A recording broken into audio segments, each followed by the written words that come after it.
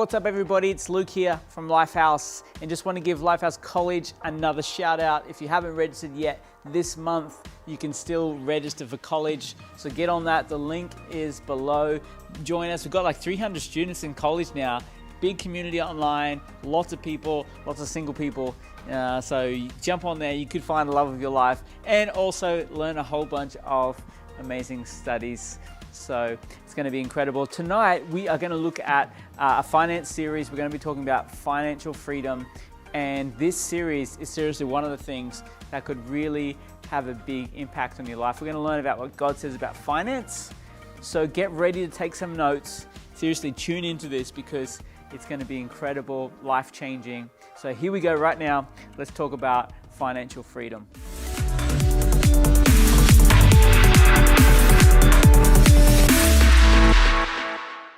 Well, hey everybody, and welcome to step 2 of financial freedom, saving a beginner emergency fund. And if you're joining us for the first time, my name is Josh, one of the pastors here at Lifehouse, and we're just so excited about helping you win with money. Saving a beginner emergency fund, step 2. What is a beginner emergency fund? Well, this is where we recommend in step 2, after making a budget, planning out your finances, step 2 is setting aside about $1,000 for a rainy day fund. Now, this is a fund that's going to take care of most emergencies as they come up. Maybe your car gets a hole in the tire, or your bicycle breaks, or your phone breaks, you lose a phone, or something happens. Instead of going into debt, instead of spending money on your credit card, instead of going into mother-in-law debt, or instead of asking your parents for money, or borrowing against something, you have enough money to cover a minor expense. And we find that this beginner emergency fund covers maybe 95% of most emergencies. Most emergencies are not bigger than this. Now, there are going to be some emergencies bigger than this, and we're going to look at that in the next steps. But this is a fund just to cover those little things that come up in life as we're going through and getting out of debt. And I want to encourage you, put this somewhere that you can't access easily, so that you won't be tempted to spend it, on a holiday or that iPhone. So you put this in an account maybe that doesn't have internet banking, or maybe doesn't have a card attached, because if easily accessible, it's easily spendable. So put it somewhere. Don't put it under your bed, of course. You may lose it. Now, Proverbs 21:20 says, "The wise store up choice food and olive oil, but fools gulp theirs down." I want to ask you, what do wise people do with their money in a good season? Well, Proverbs 21:20 says they store up food and olive oil. So in a good season, it's good to go ahead. It's good to have margin, and it's good to store up for a rainy season. I want to ask you today, maybe you're listening or watching, do you need plastic surgery? You may say, what? What are you talking about? I thought this was a financial freedom course. Yes, I'm talking about spending money on plastic. Maybe you've got trouble. You spend too much on your credit card or on your debit card. Maybe you need some surgery. You need to cut them up. Do you need plastic surgery? I would recommend, if you have trouble spending on a credit card, you need to switch to a debit card. And this is where the money comes directly from your bank account. This also helps with budgeting, and you can actually spend the money that you have. With a credit card, you can see the money that you've spent, but it's like looking in the rear vision mirror. You don't have a good, accurate perception on where you're going, especially if you're just getting started. But you may say, but what about the points, my credit card points? Well, oftentimes stores and companies, they have a point system, but they're just trying to get you to spend more money at the store. You need to see it for what it is. Be wise, live on the money that you have in the bank, not on what you can repay in the future. And, speaking with different wealthy people and people who are doing well in business in different areas of their life, I've never heard a wealthy person saying, see this beautiful house and car and family and all of this wealth I have. See all of this wealth. It's all because of credit card points. I've never heard anyone say that. And so let's not live our life a point system or plastic or anything like that. Maybe we need some plastic surgery if you've got too many cards or different things, and live on your own money. Don't live on other people's money. Plastic versus cash. We live in an increasingly cashless society. And of course, we're not going to try and fight that. It's useful and it saves us time. But we need to know that a study by Dun & Bradstreet, they found that people spend 12 to 18% more when using credit cards instead of cash. And actually, McDonald's has said that its average ticket is $7 when people use cards versus $4.50 for cash. And so all of this, use your phone, use your card, just pay here, pay there. You don't feel anything. And so you actually spend more money than if you had to get that coin out of your pocket. Now, I'm not advocating that we need to go back to cash and hold on to cash, but we do need to realize that it's easier to spend money than ever. And that's why a budget is so important, because even if we're spending on plastic or on our phones or different contactless ways of spending, we need to have a limit to how much we're spending. But there is a heart connection. When we spend cash, something physical, it actually connects to our heart, connects to our bank. When we spend something on a debit card, we do feel that because we know the money's coming out of our bank. When we spend money on a credit card, it's almost like we don't feel it because we spend it, but it doesn't come out of our bank immediately, but you will feel it the next month when it comes out of your bank. And so let's be wise with that. Maybe you need some plastic surgery if you've got too much plastic in your life. So saving up a beginner emergency fund. So let's go ahead. Let's save up that $1,000 initially. Some other things we want to get into practice in this step is life insurance. Big question. People often talk about life insurance. Now, life insurance is a wise thing to take out. This supports anyone that relies on your income, for example, your spouse or your kids, in the case of your death. Whoa, we don't want to think about that. But when you die, if you've got people that depend on your income, they need money so that they can live because they don't have you to make an income anymore. So what we need to do, a recommended amount, is to take out insurance that's equal to 12 times the income that is needed each year. So for example, if our family needs $100,000 per year, we should take out insurance 12 times that. That would actually be $1.2 million of insurance. That would be a lot. But this means that in the case of someone dying and their family needed $100,000, they could invest that money, $1.2 million, and that could be invested, and up to 8% could be drawn out each year to live on, leaving a buffer for the investment of 4% to grow and also account for inflation. Now, that's assuming that over average, as the average mutual funds, we're going to look at that in a later step, don't worry, are making an average of 12% per year. So the money is continuing to grow at 12%. You're taking out 8%, which would be $96,000 per year to live on. There's 2% maybe accounting for inflation, and there's a 2% buffer in case there's some down years or some up years there. Now, you may say, but I have a pension. Well, in most cases, a government pension will not cover a family's needs. And depending what countries you're in, there is social insurance and different things, but it's usually in the realm of, say, $1,000 a month or $1,500 a month, which is usually less than what a family needs. And so don't leave your family in debt, or don't leave your family struggling if you happen to pass away. And sometimes I know families that this has happened to them. We don't want to live like that. No, let's live comfortably. Let's live with margin. And if the worst thing does happen, that we know our families are taken care of because they have this lump sum. They're not going to spend it. They're going to invest it, but they're going to draw out 8% every year that they're going to live on and have the same income that they have had. All right, different types of insurance. There's term life insurance and there's whole life insurance, the two main life insurances. Term life insurance is the most simple and inexpensive way of life insurance. It's easily available. You don't need a broker. You don't need a salesperson. You just go online and you just sign up. The cost is approximately $10 per $100,000 of insurance. So it's relatively inexpensive. So for $100,000 of insurance, that would be $10 per month. For $1 million of insurance, that would be $100 per month. The term means that over the term, maybe that's 20 years or 30 years, that the price doesn't change. It doesn't go up as you get older. It actually just stays the same. So depending on how old you are when you start will determine your rate. How long should the term be? Well, in most cases, it should cover your kids growing up and going to college. So for example, if your child is 1 year old right now, you might want to get 20 years of term life insurance, which means you are paying insurance for 20 years. And then if you happen to pass away in 20 years, well, in 20 years, your kid is grown up, they're in college, they're good to go. And you've been saving, investing, and so your spouse doesn't need the insurance and your children don't need the insurance. So 20 years is fine.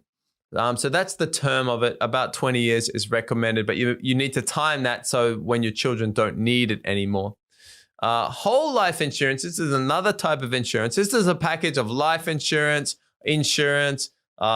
savings, healthcare, all kind of mixed into one, and a generous commission to the sales agent that sold it to you. It's usually sold in person, perhaps even door to door, has very large commissions. Up to half of the policy that you're paying is actually going to pay the salesperson or the middleman or the company. And it's much, much more expensive. I mean, it may be thousands of dollars per month.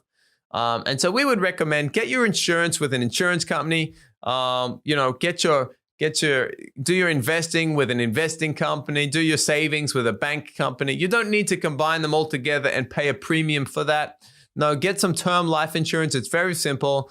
Do the research for yourself or ask your coach if you're going through this in a course or a connect group.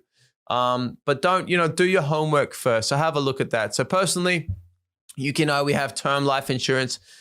For 20 years, it's going to cover us. It's going to cover the kids. We're going to be fine. And there's just a lot of peace of mind at that, hey, if I happen to pass away or the worst happened, that my family is taken care of. And so have a look into it. Be wary of anything that comes with a salesperson. Remember, anything that comes with a person or a salesperson, yes, it's good sometimes to get knowledge and advice, but you actually are paying a fee for that as well. So have a look online and at term life insurance. Medical insurance. What is medical insurance? Well, medical insurance is insurance to cover the gap between the government's health insurance, the public health insurance, and hospital fees that you may have. And oftentimes for a longer stay in hospital, it can be very expensive. Maybe it can be $50 or $100 per day, something like $3,000 a month, depending on what city, what country you're living in.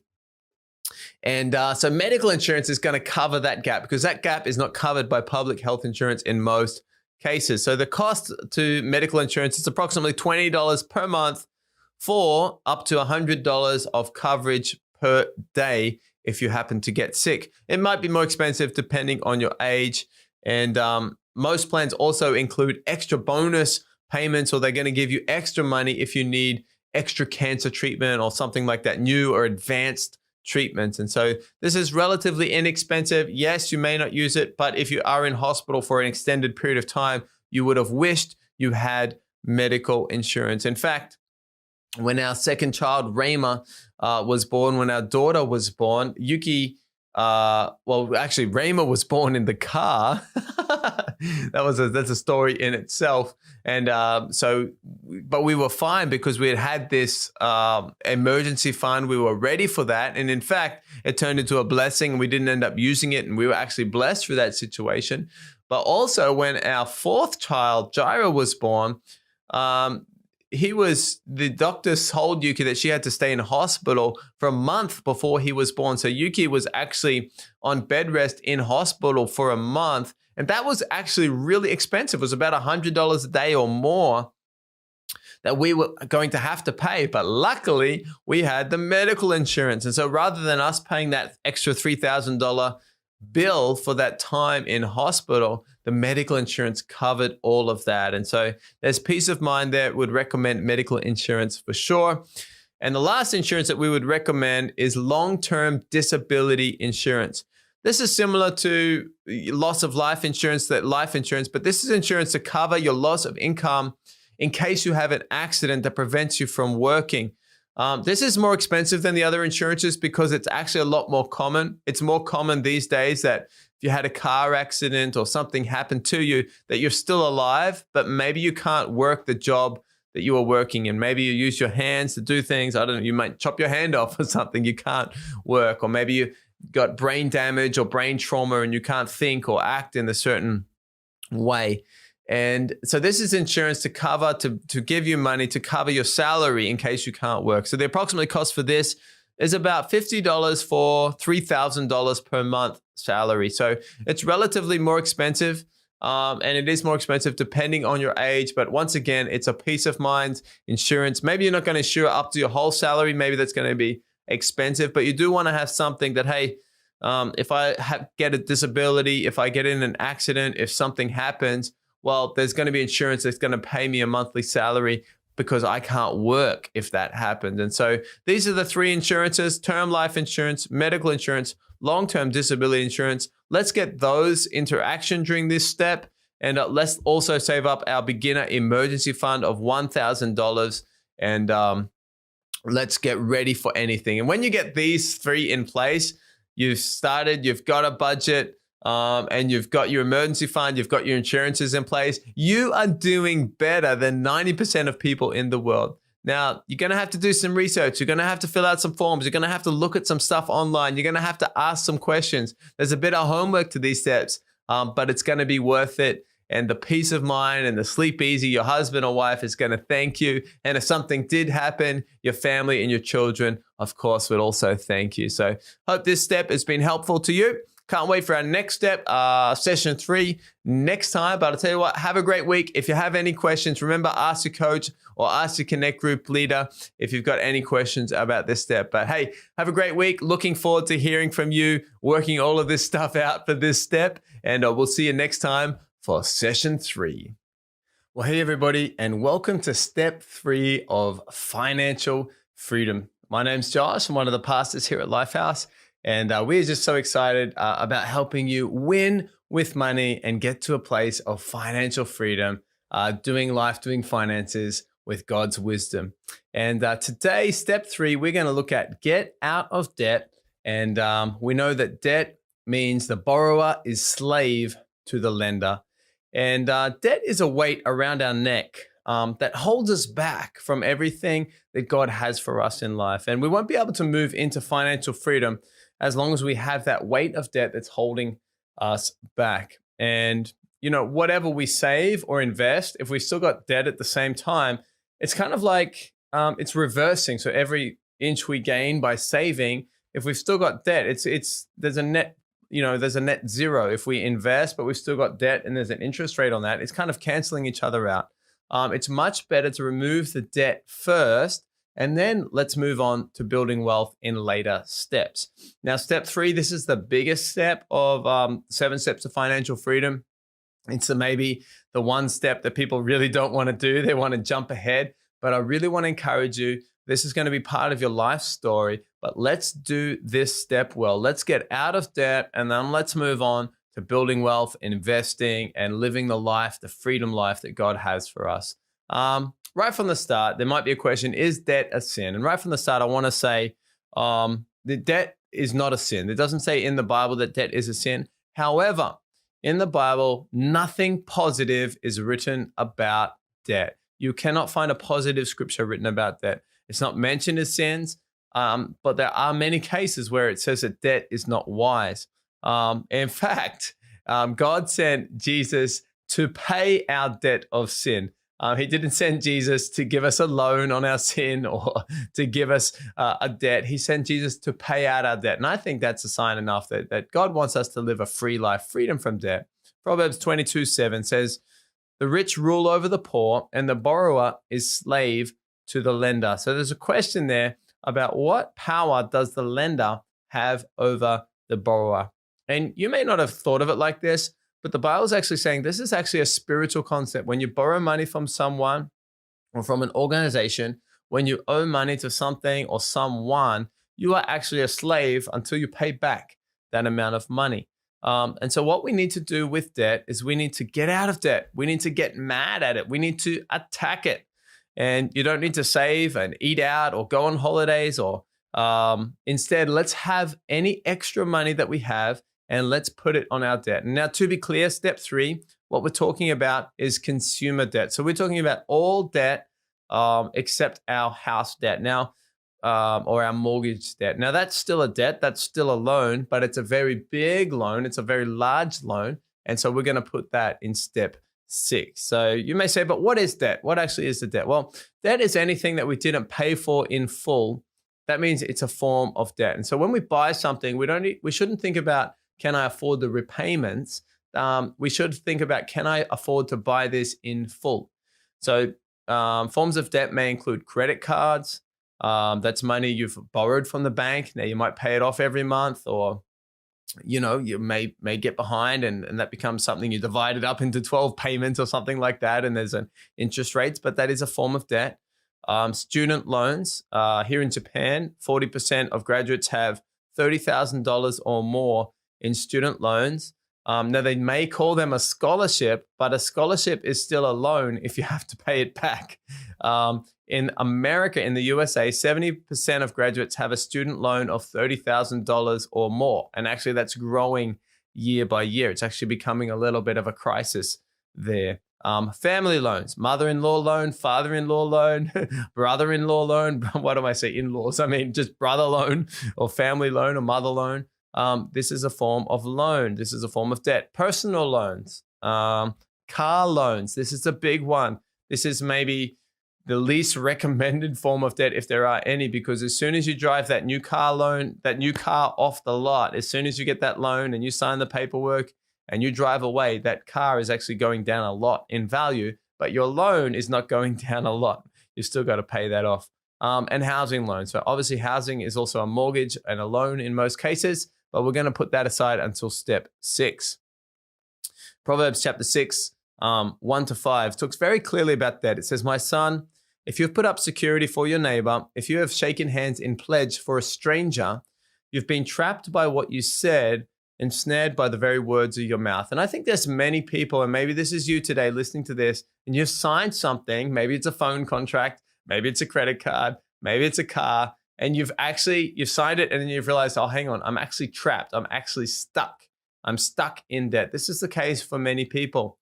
And this is what it says. It says, "Do this, my son, to free yourself, since you've fallen into your neighbor's hands. Go to the point of exhaustion. Give your neighbors no rest. Free yourself like a gazelle from the hand of the hunter, like a bird from the snare of the fowler." And I don't know if you've ever seen a gazelle running away from a lion, but a gazelle, it runs, and it changes, and it just gets out of it, does whatever it takes to escape. And as a kid, I tried to catch birds before. I've never caught a bird. It's very hard to catch a bird because if you put a box on a bird or you do grab a bird, it's going to worm, it's going to grab away, it's going to fly, it's going to do whatever it takes to get out of it. And this is a picture that God is painting when we're in debt. If we owe money to someone, we should be doing everything we can to get out of that. We shouldn't be putting aside money to save or invest or eat out or go on holidays. We should be, let's get out of this debt and then let's enjoy our freedom life. There's an old saying, like, if you're in debt, the only time you should be in a restaurant is if you're working in the kitchen. If we've got debt to pay off, we should be doing everything we can to get out of that debt, not just taking it easy and relaxing, because the sooner we can get out of debt, the sooner we can start investing and saving and giving and live the generous life that God has for us. So how can we get out of debt? Well, Dave Ramsey, one of the world's foremost experts in financial planning, and he's a good Christian guy, he recommends something called a debt snowball. What a snowball is you start on top of a mountain, the debt snowball, and imagine you've got a snowball and you roll the snowball, it picks up more snow, and as it rolls, it gets bigger and bigger and bigger and bigger until it turns into a huge snowball with momentum. This is what we want to do with our debt. We want to make a debt snowball. So we've got to list out all of our debts from smallest to largest. Don't worry about the interest rates. That's just going to complicate things. Some people think about debt and about finance in terms of interest rates and savings and maths, and that's all good. But what's going to get you out of debt over maybe 1 year or 2 years is you're going to get mad at the debt. The math is not going to get you mad. The math is going to cause you to delay things or change things. You need to get mad at that debt. So forget the interest rates for the time being. Let's list out our loans from smallest to largest and start to pay off everything you can on the smallest loan. And then on the other loans, we don't forget them, just pay the minimum on the other loan. So if you've got a smaller personal loan or a credit card loan.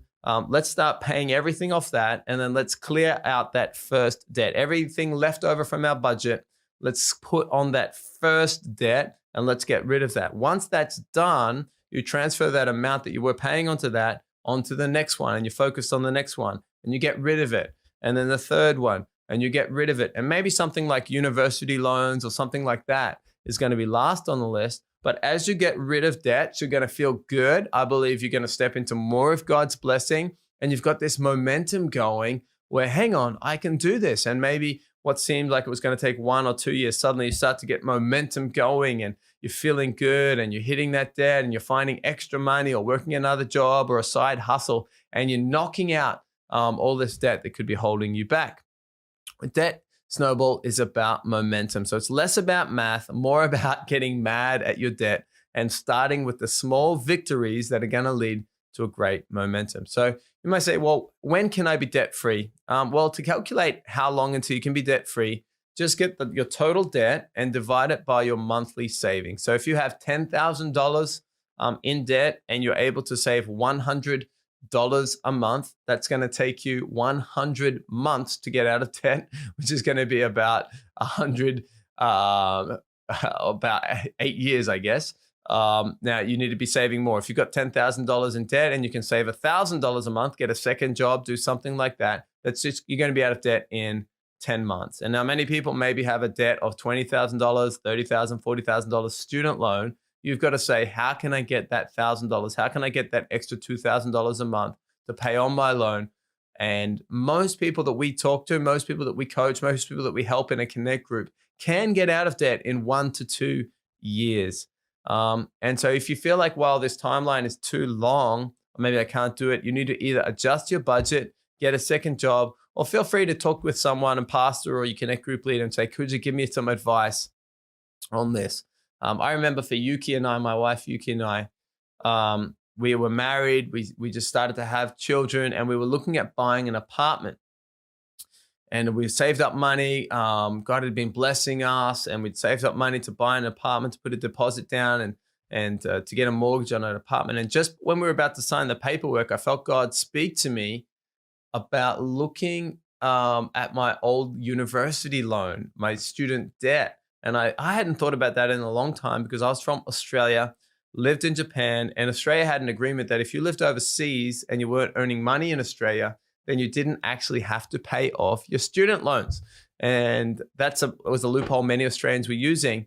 But then I looked into that, and actually at the end of that year, they were going to make a law to say, even if you're living overseas, you needed to pay back your student loans. And I felt more than that. I felt God say, before you buy the house, I want you to pay off your student loans first. And so I got the password, I logged in online, and I was surprised that my student loan that was $20,000 had now grown with interest. Even just the 2% interest rate had now grown to about $30,000. I'd completely forgotten about it. And so I had to go to Yuki and I had to say, well, sorry, I didn't tell you this when we got married, but that university I went to, actually there was a student loan to that, and that money that we've saved for the house and worked hard and we've been saving for many years to buy the house, I feel like God is saying we should put that and pay off the student loan and then get into a place of moving into the house. And of course, Yuki said, yes, maybe not initially, and maybe it took a few days to forgive me, but we took all of our money and we said, we're going to pay off that loan. And we paid it off and clicked that button. I think it was on the last day of the year, December 31st or something like that. And I tell you what, as soon as we clicked that button, I felt so good. We felt so good. We just felt the peace of God, the blessing of God. And it was like there was a weight we had, or a weight I had on my shoulders that I didn't even know I had. But when I paid it off, it was like that weight lifted. And what happened? We thought, wait, maybe we're going to be set back a while for the house. Things were good with work at the time and with the business at the time. And we were able to get into that very same house that we were actually about to put the deposit down on. We were actually able to buy a dream apartment at that time. We probably need a larger apartment now with 4 kids. We only had 1 child at that time. But I tell you what, I believe we were able to get in there, and it was a blessing because we were doing things right. And sometimes if you have debt, and there's a blessing coming. When you've got debt, sometimes that thing that was meant to be a blessing, like a new house or buying something new or that new relationship or something, oftentimes I believe the enemy can use things like debt to turn that blessing into something that's not so good. For example, when you've got university loan or you've got a big amount of debt and you stretch yourself and you buy that new house, but you don't have any margin, what happens if the hot water system blows up? Or what happens if the air conditioning stops working? Or what happens if there's a disaster? And if you're stretched too thin, suddenly that very thing that was supposed to be a blessing that God has for you as a blessing can turn out to be the opposite case. And so I want to encourage you, let's get out of debt first before we start investing, before we start buying a house, before we start moving on to these next steps, because that's the plan that God has for us. God wants us to be not the borrower. The borrower is slave to the lender. God wants us to be the head and not the tail. And so I want to encourage you in this step, why don't you list out the debts that you have? Now, don't be embarrassed or ashamed by this. Maybe this is just your first time learning about it. Look at your credit card debt, or look at your family debt, or your mother-in-law debt, or look at any car debt, or look at even your house debt at this stage, or your university debt for many people. Let's list it out and let's get on a plan that I want to get out of debt. I don't want to have this debt hanging around my neck until I'm retired or until I pass away. And I don't want to give this debt to my children. I want to get out of this debt now in this 1 or 2 year period of my life. And then I can move on to complete financial freedom. And I know it's strange, but there is a weight that's around us when we have debt that we don't even realize. But when we pay it off, I tell you what, people are so overjoyed. People are so happy. And I've never had so much good feedback. So many people come and thank me for saying, at first I thought this was a bit too much. At first I thought this was okay. I was doing okay. But then I got rid of the debt and now I just feel free. Now I just feel peace. Now I've seen the blessing of God come into my life in different ways that maybe I wouldn't have had unless I'd been out of debt. And so I really want to encourage you, take this step seriously. It's the biggest step. Let's get out of debt in 1 to 2 years. If you have no debts, congratulations. Move on to step 5. But if you do have debt, or step 4, sorry, but if you do have debt, let's list it up. Let's be getting out of it. And if you need some help, talk with your coach, talk with your Connect group leader, or talk with a pastor and say, hey, this is my situation. This is where I'm at. Could you give me some advice on how I can move past this? So come on. Excited to hear your debt snowball stories. This is I believe when you get past this step, when you can do this, it's the biggest mountain, but when you can get through this step, you will feel so good. You'll have the peace, the blessing, ready to move into further steps. So come on, excited to hear from your stories. Come on, let's be getting out of debt. And after that, we'll see you in the next step, step 4. So have a great week, and we'll see you at the next session. Hey, welcome back, guys. I hope that you guys absorbed a bunch of this stuff about financial freedom. And so good to learn about this. But if you don't know Jesus, hey, today you can know Jesus in your life. It's the best decision you will ever make, is to invite Jesus into your life. He loves you, wants to come into your life today.